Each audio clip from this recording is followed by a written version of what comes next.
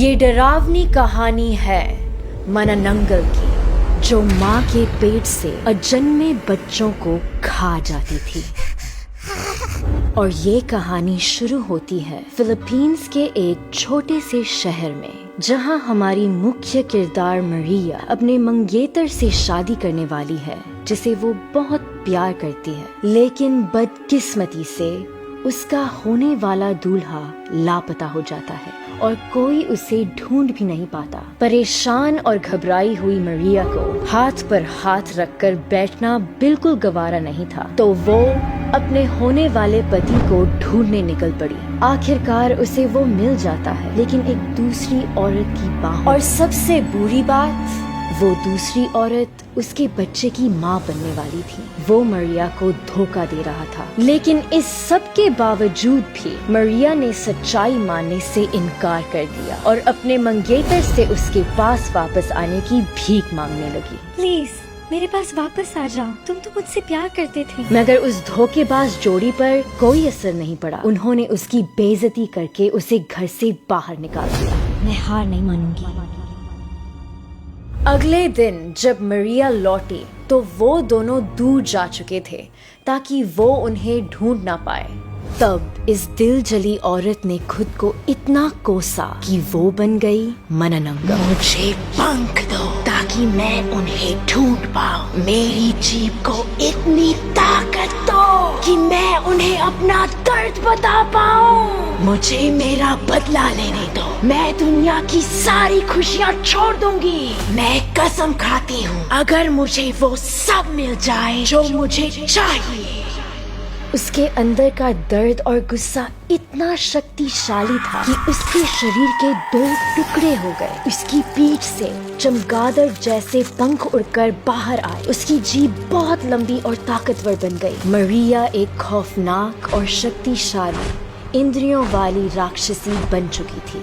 अब वो उड़ सकती थी और अपने दूल्हे और उसकी प्रेमिका को ढूंढ सकती। लेकिन उसकी शक्तियाँ सिर्फ रात के अंधेरे में ही काम करती थी। सूरज उगने पर वो कमजोर हो जाती थी और उसका बदन जलने लगता था। वो तब तक पहले जैसी नहीं हो जाती जब तक कि वो अपने बाकी के आधे शरीर से वापस जुड़कर एक नहीं हो जाती। एक श्रापित राक्षसी के रूप में अब मननंगल को खुशियों का एहसास नहीं होता था। वो ना तो सो पाती थी और ना ही कुछ खा पाती थी। वो भोजन का आनंद नहीं ले पाती थी और सादे से खाने के स्वाद से भी उसका मुंह जलने लगता था, खासकर लहसुन और नमक से। इसके बजाय अब वो खून की और मांस की भूखी थी। पर इस सब से भी ज्यादा वो उन दोनों पर बदला लेने के लिए तरस रही थी जिन्होंने उसे दुख पहुंचाया। आखिर वो रात आ ही गई। उसने उन दोनों को गांव के जंगल में एक झोपड़ी में छिपे हुए पाया। इस समय उसे खून की, बदला लेने की और गुस्से की भूख सबसे ज्यादा थी। उसने उस गर्भवती औरत का पेट देखा और बस खुद को रोक नहीं पाई। अपनी जीभ से उसने उस औरत के पेट को चीर दिया और उस अजन्मे बच्चे को खा गई।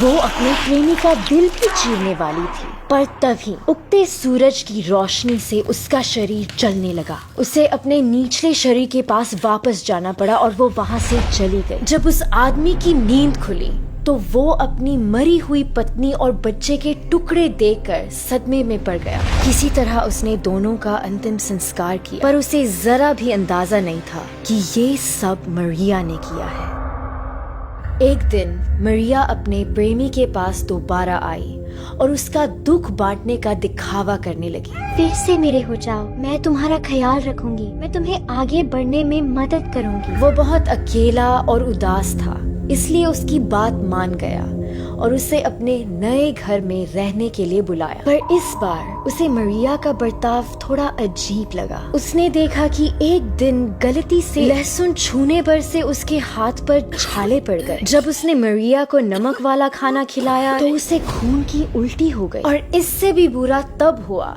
जब उसने उसे देर रात को बाहर जाते देखा और सूरज उगने से पहले जब भी वो आती थी उसके मुंह पर खून लगा हुआ होता था और इसी दौरान शहर के बाकी के हिस्सों में पीड़ितों की संख्या बढ़ने लगी। कोई दरिंदा गर्भवती औरतों का पेट चीरकर बच्चों को मार रहा था, बिल्कुल वैसे ही जैसे उसकी प्रेमिका के साथ हुआ। जब उस दरिंदे को पकड़ने की तलाश शुरू हुई तब उस धूले ने मरिया को घबराते हुए देखा और एक दिन वो इस राज पर से पर्दा उठाने के लिए उसके पीछे पीछे जंगल में चला गया। उसने उसकी जीभ लंबी और शक्तिशाली बनते हुए देखी। उसने उसे एक और गर्भवती औरत को मारते हुए और उसके बच्चे को खाते हुए देखा और सबसे खौफनाक बात थी कि उसने मरिया को खुद को देखते हुए देखा।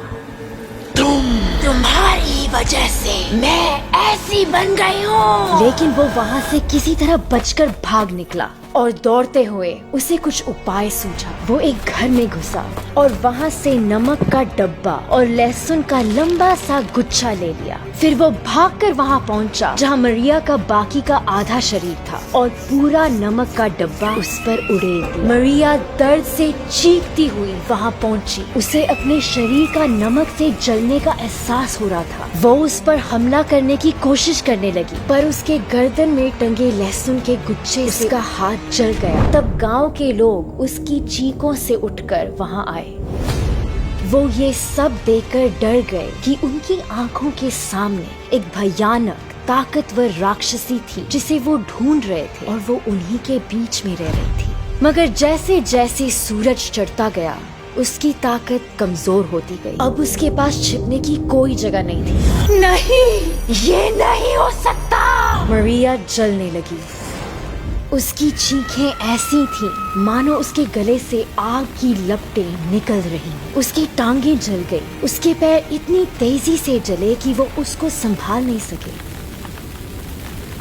तब मरिया अंगारों में बदल गई। अंगारे राख बन गए और राख खाक में मिल गई और देखते ही देखते हवा के साथ गायब हो गई, जैसे वो कभी थी ही नहीं। जैसे वो राक्षसी बस एक कल्पना थी।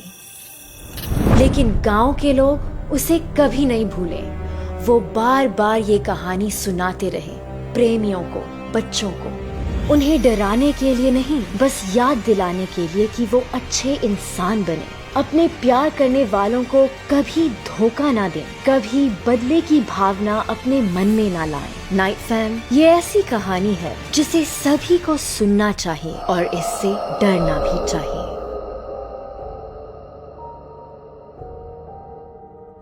नाइट फैम, हमने अभी ये हिंदी चैनल शुरू किया है।